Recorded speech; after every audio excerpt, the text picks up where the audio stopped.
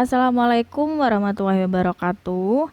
Selamat siang, Bapak Ibu peserta pelatihan menciptakan pembelajaran berbasis Student Centered Learning atau SCL. Bagaimana Bapak Ibu kabarnya? Semoga tetap semangat ya dalam menyelesaikan pelatihan ini. Alhamdulillah kita sudah sampai di pelatihan hari ketiga. Hari ketiga ini masih bersama dengan saya, Retno Wulan, selaku instruktur dalam pelatihan kali ini. Di pelatihan hari ketiga ini kita akan membahas tentang bagaimana sih implementasi Student Centered Learning dalam pembelajaran online. Karena meskipun saat ini sudah sebagian besar atau keseluruhan dari kita sudah melakukan pembelajaran tatap muka ya Bapak Ibu atau luring di luar jaringan, hanya saja tidak ada salahnya juga jika kita melakukan pembelajaran mix ya Bapak Ibu ya. Jadi meskipun siswa itu sudah bisa bertatap muka dengan kita bisa tetap untuk melakukan pembelajaran daring. Jadi kita bisa berkomunikasi secara online juga dengan siswa. Misalnya penugasan saat libur dan sebagainya. Oke, tanpa perlu berlama-lama langsung saja kita masuk ke materinya. Yang pertama, tentang apa itu online learning. Jadi online learning adalah pembelajaran daring atau di dalam jaringan yang menggunakan beragam teknologi digital ya. Online learning ini juga disebut sebagai pembelajaran jarak jauh. Pelaksanaan online learning ini menggunakan gawai dan internet. Gawai itu adalah semacam smartphone ya Bapak Ibu ya, atau alat digital seperti itu, dan melibatkan koneksi internet. Ada banyak aplikasi yang biasa kita gunakan untuk melakukan online learning ya, mulai dari Zoom meeting ya, misalnya untuk online meeting ya, ada Google Meet, ada juga kelas online misalnya Google Classroom ya, ada Microsoft Teams juga ada, sampai bisa juga ada yang memanfaatkan media sosial ya, seperti WhatsApp, Instagram, hingga Facebook. Nah, meskipun dilaksanakan secara online, guru dan siswa tetap bisa saling berinteraksi ya Bapak Ibu. Misalnya dengan menggunakan fitur video conference atau chat di sosial media. Kalau Bapak Ibu sudah terbiasa untuk mengikuti pelatihan-pelatihan dari ISKAI, tentu sudah tidak asing lagi ya dengan online learning ini. Ada banyak sekali aplikasi-aplikasi yang sudah pernah kami lakukan pelatihan. Bapak Ibu silakan bisa mengeceknya lebih lanjut di video-video kami di kanal YouTube ISKAI Community.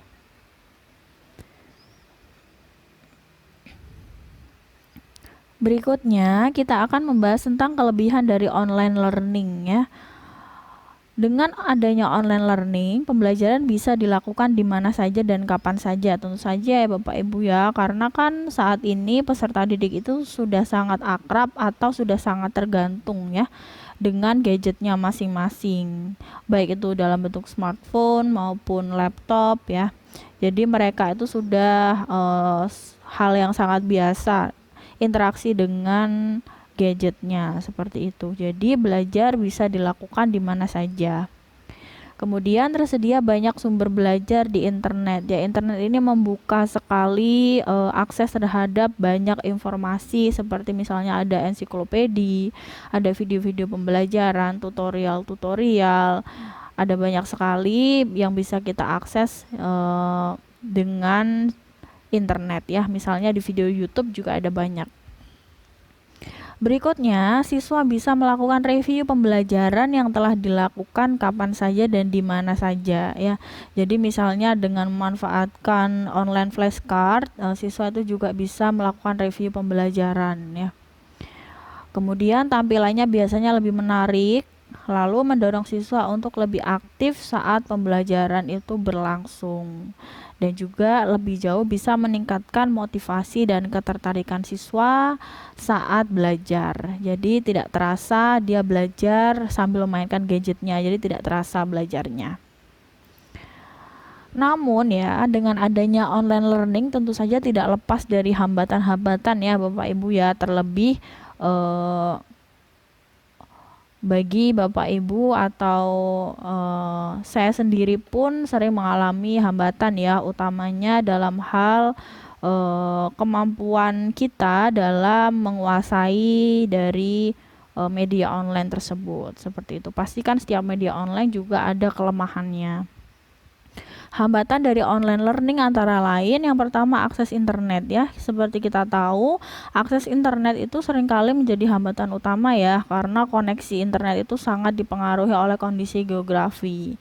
Misal apabila ada siswa yang tinggal di daerah yang jauh atau daerah pegunungan seperti itu yang terhalang perbukitan, bisa jadi koneksi internetnya itu kurang lancar seperti itu, dan juga dipengaruhi oleh jenis kuota internet yang digunakan oleh siswa ya. Jadi jenis kuota internet tertentu mempengaruhi kecepatan internet dan kestabilannya. Itu tentu saja akan sangat berpengaruh terhadap proses kegiatan belajar mengajar, utamanya jika kita melaksanakan online learningnya itu menggunakan meeting. Nah, karena meeting itu kan koneksinya harus cepat ya Bapak Ibu.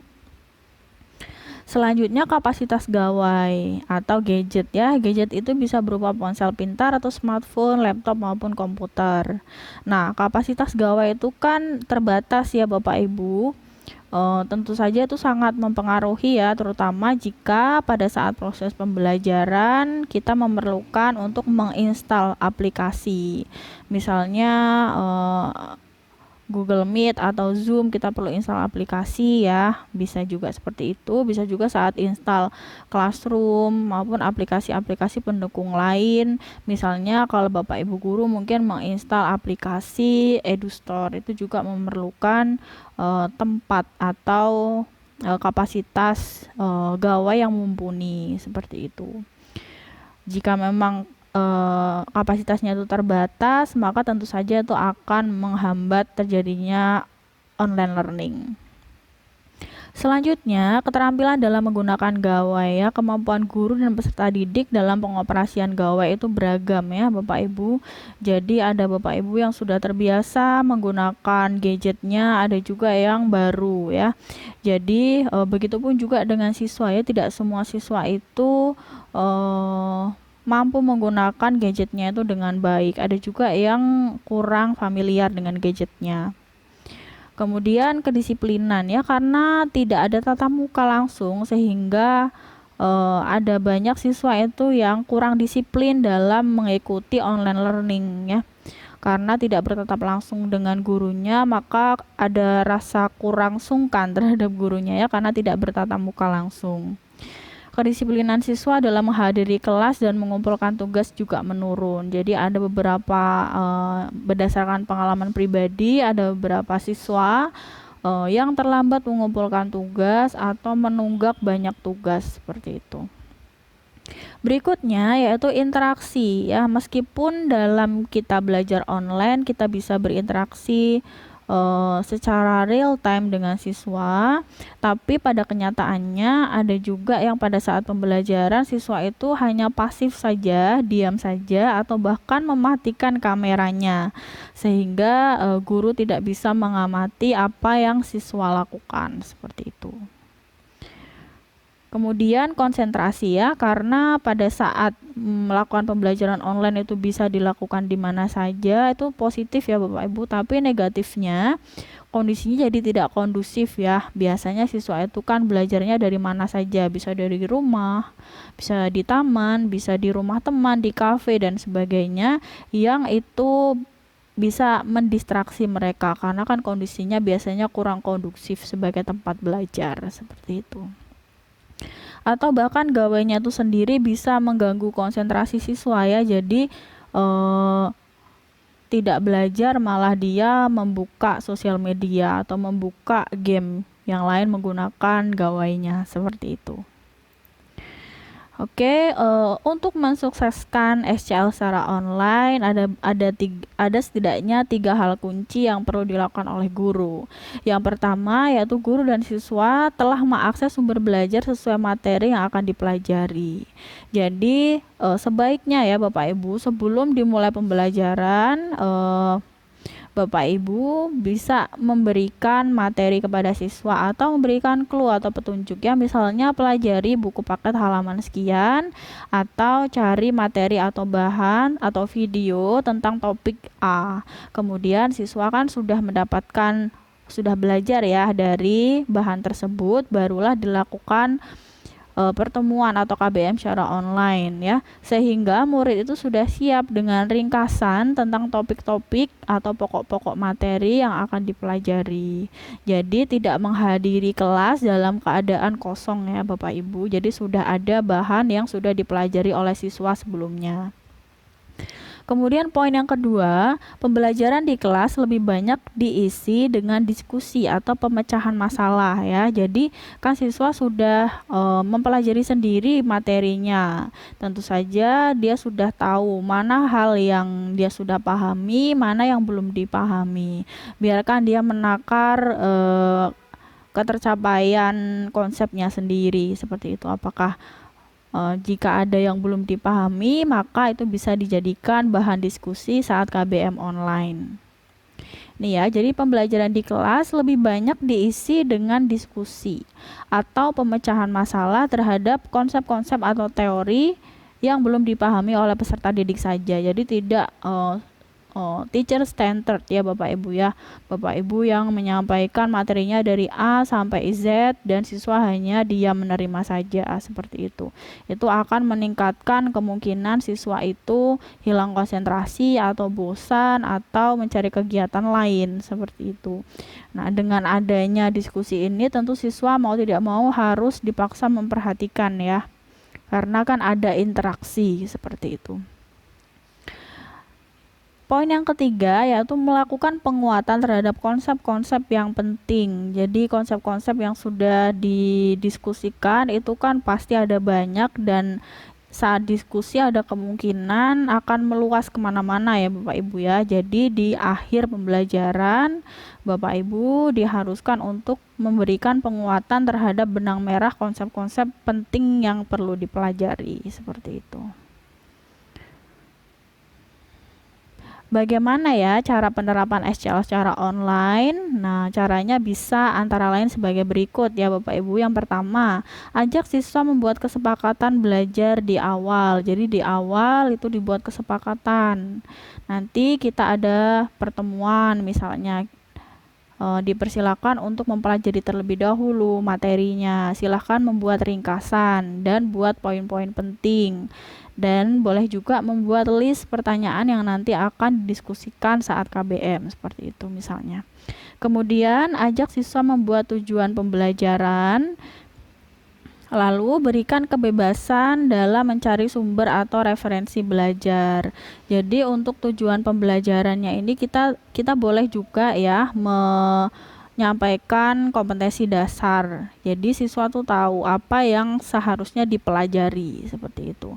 Kemudian berikan kebebasan dalam mencari sumber atau referensi belajar ya. Jadi kita boleh memberikan pilihan, nanti siswa bebas menentukan ingin belajar dari mana.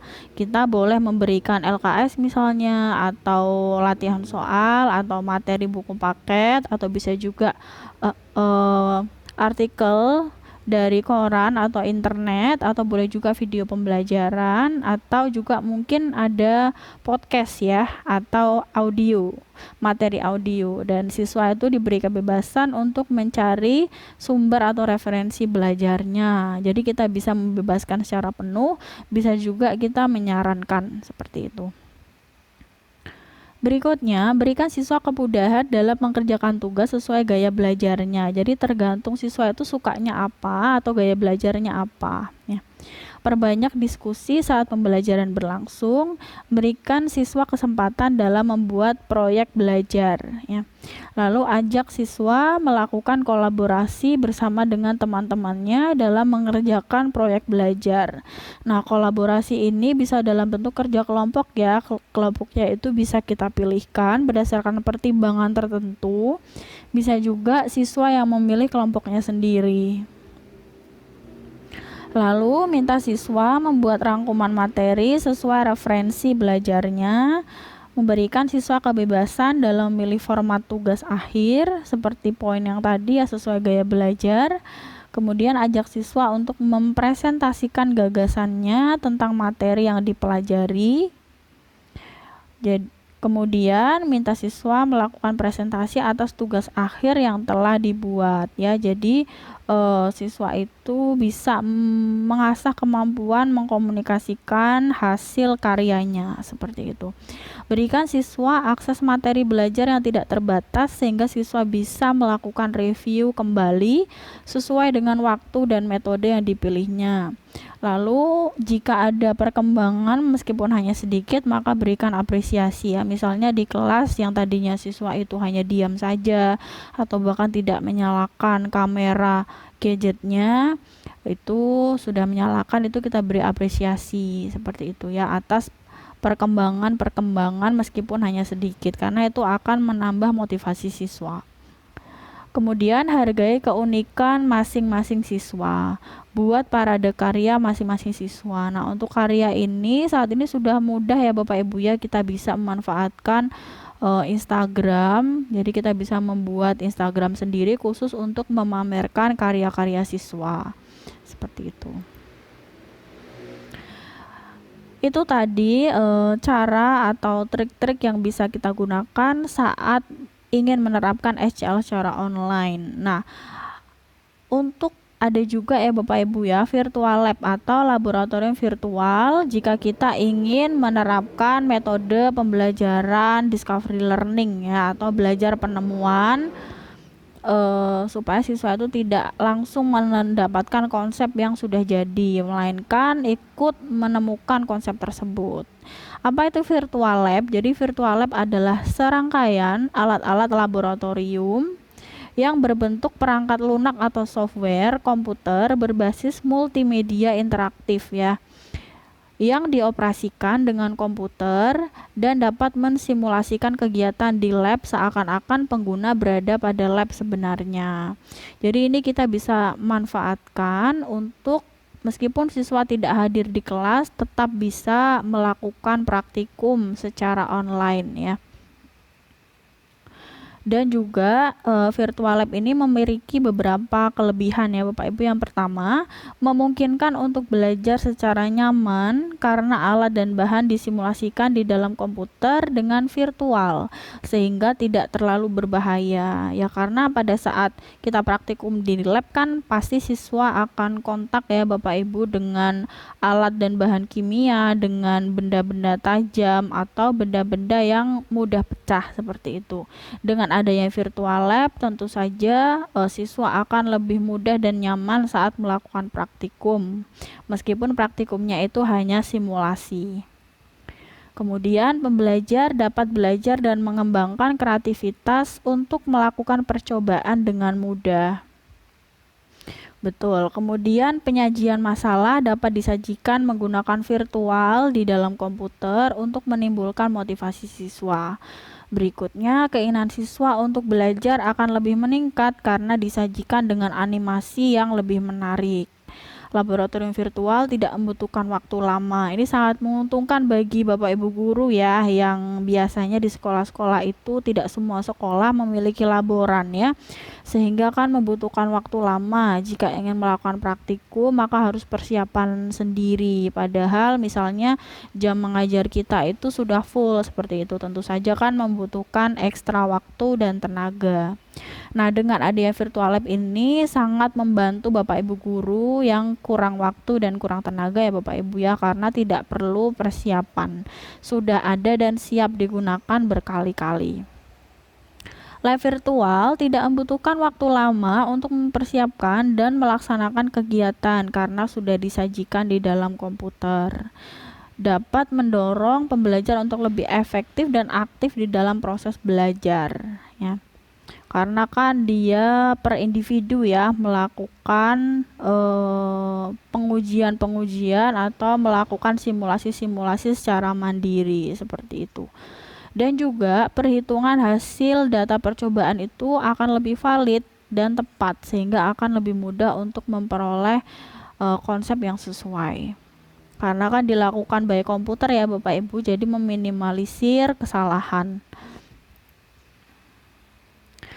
Jadi berikut adalah contoh virtual lab yang bisa Bapak Ibu akses. Misalnya ada virtual lab golongan darah manusia, bisa di-download melalui Play Store maupun EduStore ya. Jadi bagi Bapak Ibu yang belum memiliki EduStore, bisa mendownloadnya menggunakan Play Store ya untuk melihatnya.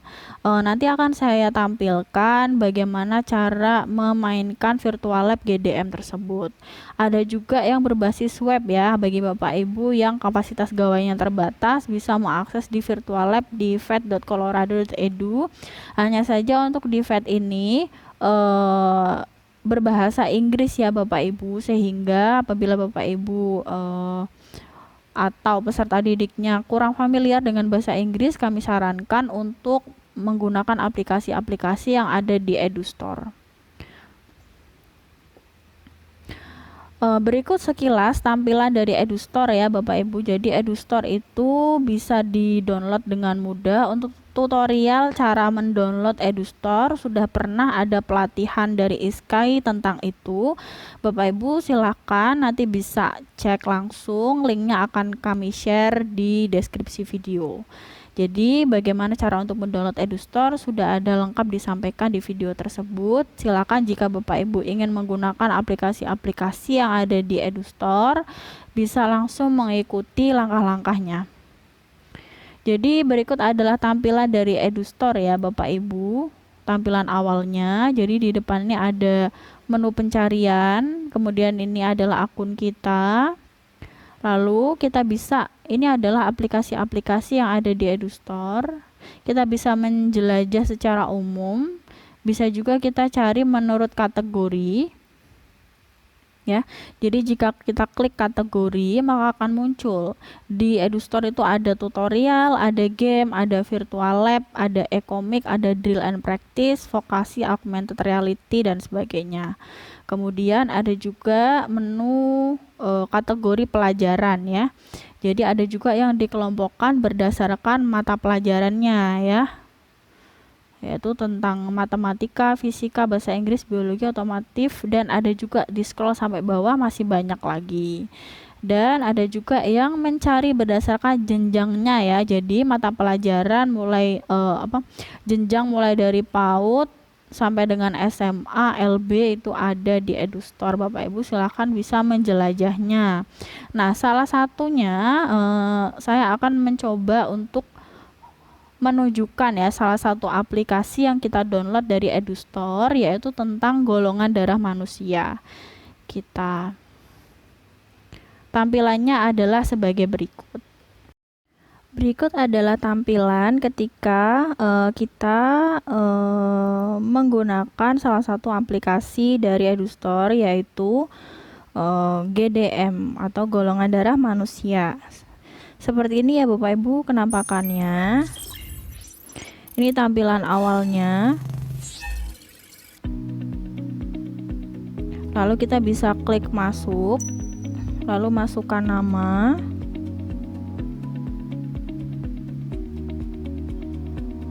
Dan nomor presensi. Ini kita bisa meminta siswa untuk mendownload aplikasinya untuk bisa mempraktekannya, lalu klik OK. Nah, dari sini ada banyak ya, ada praktikum, evaluasi, daftar pustaka, materi, dan kompetensi. Kita langsung coba untuk yang praktikum.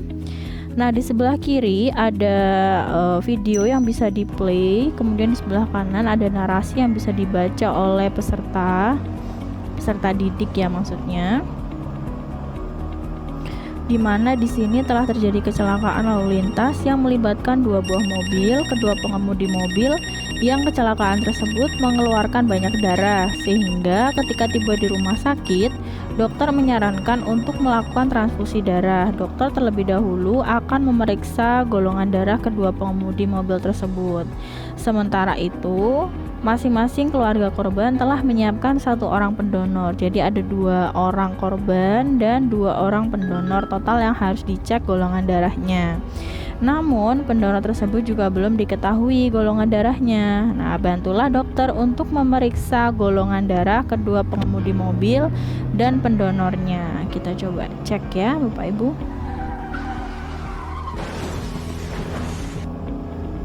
Jadi ini ada tampilan videonya, jadi cukup menarik ya Bapak Ibu, ada narasinya juga.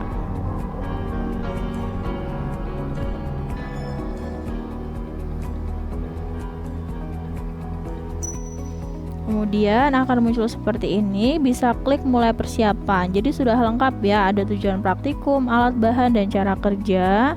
Langsung klik mulai persiapan.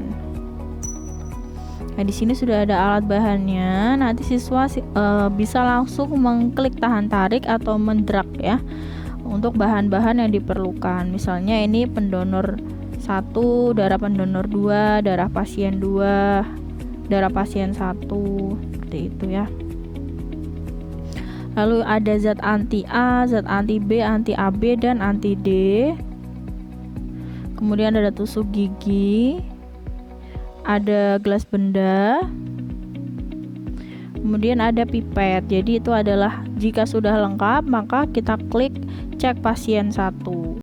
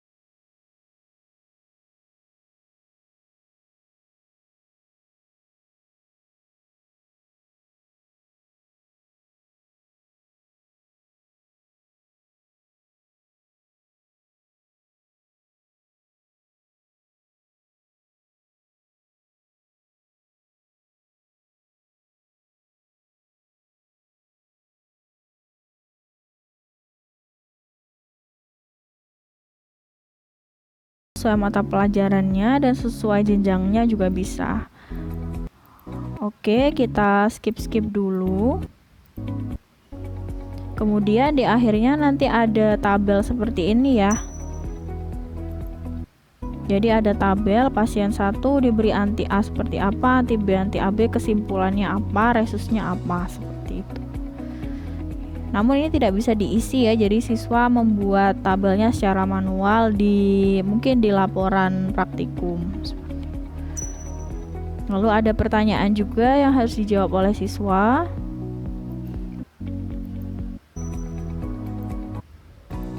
Oke, kita coba kembali ke halaman depan ya. Jadi di sini ada beberapa menu yang bisa dipilih oleh siswa.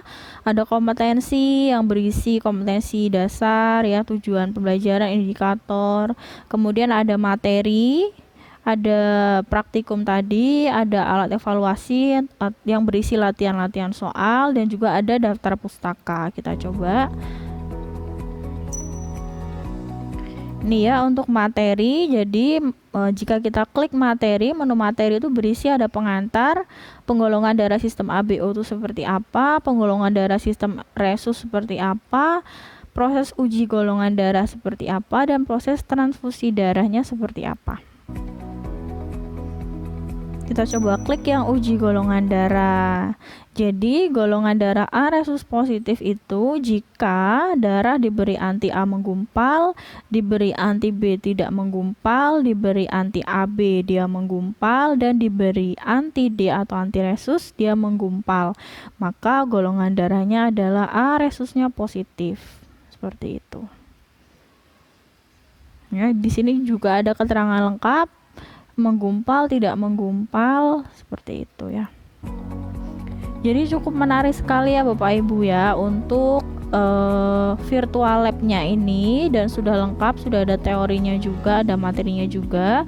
Jadi memungkinkan adanya SCL atau Student Centered Learning. Jadi siswa bisa belajar sendiri, menggunakan gadgetnya sendiri, bisa praktikum sendiri tanpa harus masuk ke lab meskipun hanya dalam bentuk simulasi ya, dan juga siswa bisa mengerjakan latihan soal seperti itu. Nah, tugas kita itu adalah mengarahkan mana konsep-konsep yang belum siswa pahami seperti itu.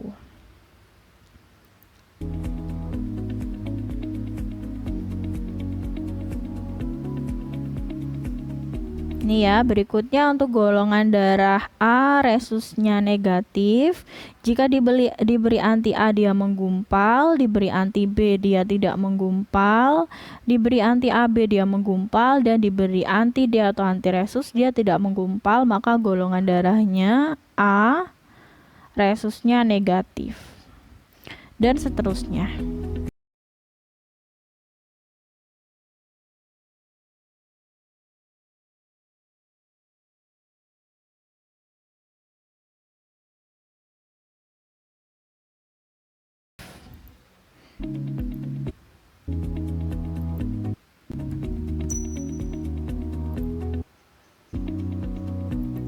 Nah, untuk yang golongan darah O, maka diberi berbagai macam zat anti AB maupun AB, dia tidak menggumpal ya, karena dia tidak memiliki antigen O, seperti itu. Kalau resusnya positif, maka menggumpal, diberi anti resus. Demikian itu tadi Bapak Ibu salah satu contoh aplikasi yang bisa kita download baik di Play Store ya, khusus untuk GDM ini bisa di-download di Play Store. Bisa juga di-download di EduStore bagi Bapak Ibu yang sudah pernah mengikuti pelatihan pemanfaatan EduStore untuk dalam praktikum online. Jika belum, maka kami akan share linknya di deskripsi video. Silakan bisa diikuti langkah-langkah untuk mendownload dan menginstalnya untuk bisa mengakses aplikasi-aplikasi yang ada di EduStore tadi. Demikian itu tadi Bapak Ibu untuk materi pelatihan hari ketiga ini. Semoga memberi gambaran yang lebih jelas tentang pelaksanaan dari SCL. Jadi SCL tuh bermacam-macam ya Bapak Ibu ya. Bisa dengan diskusi, dengan belajar kelompok, dengan presentasi, dengan belajar penemuan atau discovery learning, bisa dengan project based learning atau belajar berbasis proyek. Ya, bisa juga dengan secara online ya, bisa berdiskusi langsung melalui meeting online, bisa juga melalui chat di kelas online, bisa juga dengan memberikan tugas untuk praktikum online ya. Untuk praktikum online bisa memanfaatkan aplikasi-aplikasi yang ada di EduStore. Demikian untuk materi pelatihan hari ketiga, kurang lebihnya mohon maaf, semoga bisa jelas dan diikuti dengan baik. Sampai bertemu lagi di pelatihan hari terakhir, hari keempat. Wassalamualaikum warahmatullahi wabarakatuh.